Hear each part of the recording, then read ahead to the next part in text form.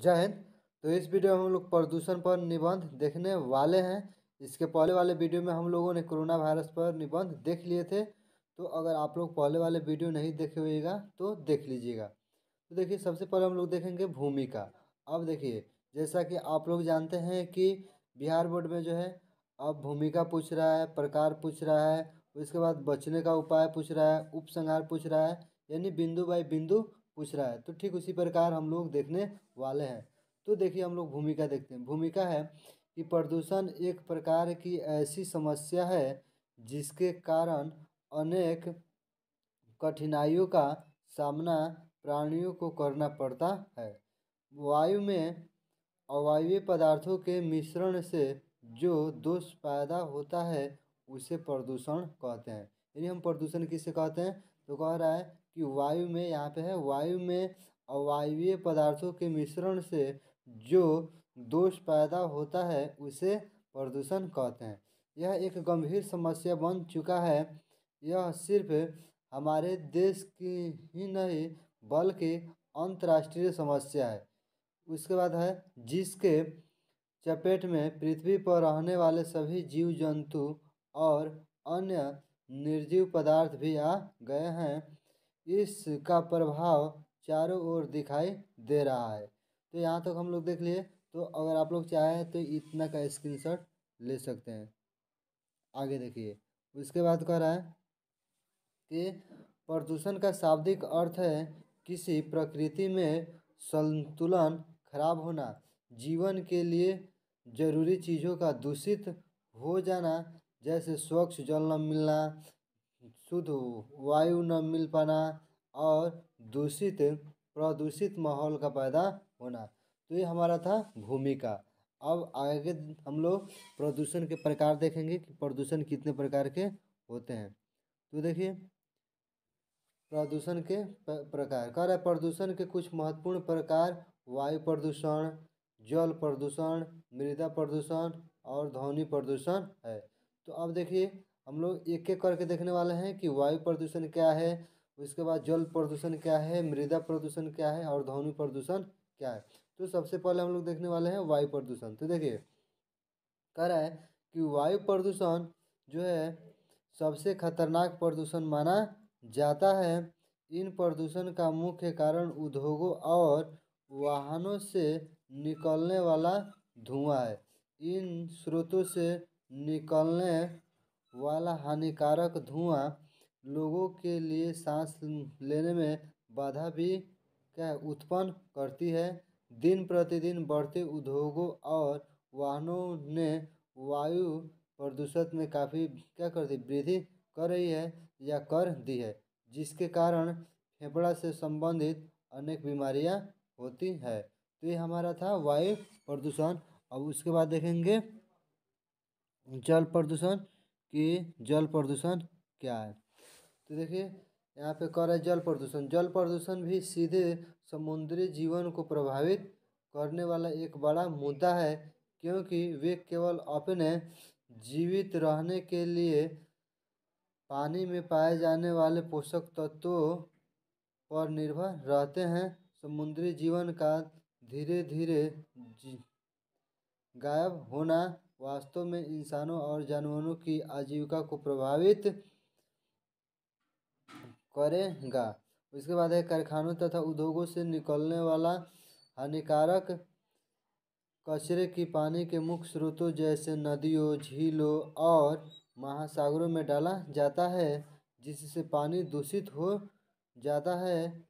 और दूषित पानी पीने से विभिन्न प्रकार के यानी विभिन्न जल जनित रोग हो जाता है। तो ये हमारा था जल प्रदूषण और वायु प्रदूषण। तो इसका भी आप लोग चाहे तो स्क्रीनशॉट ले सकते हैं, और केवल स्क्रीनशॉट ही नहीं लेना है, इसे लिख कर याद भी कर लेना है। आगे हम लोग देखेंगे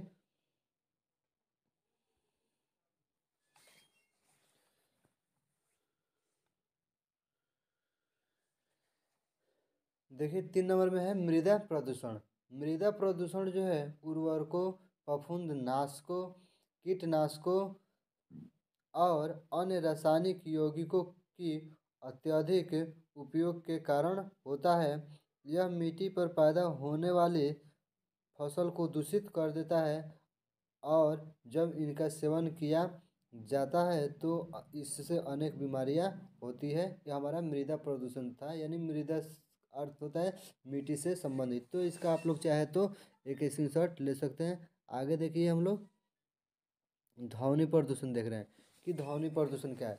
तो ध्वनि प्रदूषण का स्रोत भारी मशीनरी, वाहन, रेडियो, टीवी, स्पीकर आदि से उत्पन्न होता है, जो सुनने में समस्या और कभी कभी बहरेपन, यह बहरेपन लिखा हुआ है, इसे देख लीजिएगा। बहरेपन यानी बहरा का कारण बन जाता है। कौन प्रदूषण? तो ध्वनि प्रदूषण। अब आइए देखेंगे हम लोग कि प्रदूषण के रोकथाम या बचने का उपाय, इसका बचने का उपाय क्या है या प्रदूषण का रोकथाम क्या है, इसे कैसे रोका जा सकता है। तो देखिए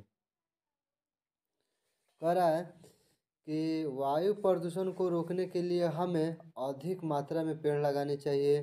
साथ ही जहाँ पर पेड़ों की अंधाधुंध कटाई हो रही है वहाँ पर रोक लगानी चाहिए, क्योंकि हम इस बात को जानते हैं कि वृक्ष अधिक मात्रा में ऑक्सीजन छोड़ता है और इनके सहारे जीवन चलता है, यानी हम लोग का जीवन चलता है। जल प्रदूषण को कम करने के लिए हमें साफ सफाई, पानी की और अधिक ध्यान देना होगा।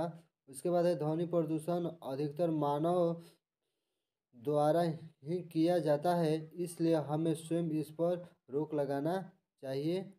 इतना आप लोग इसका स्क्रीनशॉट ले लीजिए। आगे देखते हैं। उसके बाद है कि कृषि के लिए रासायनिक खाद के स्थान पर जैविक खाद, हरी खाद, खली की खाद, गोबर खाद आदि का इस्तेमाल करना चाहिए। तो ये हमारा था रोकथाम। अब आइए उपसंहार देखते हैं कि इसका उपसंहार क्या है।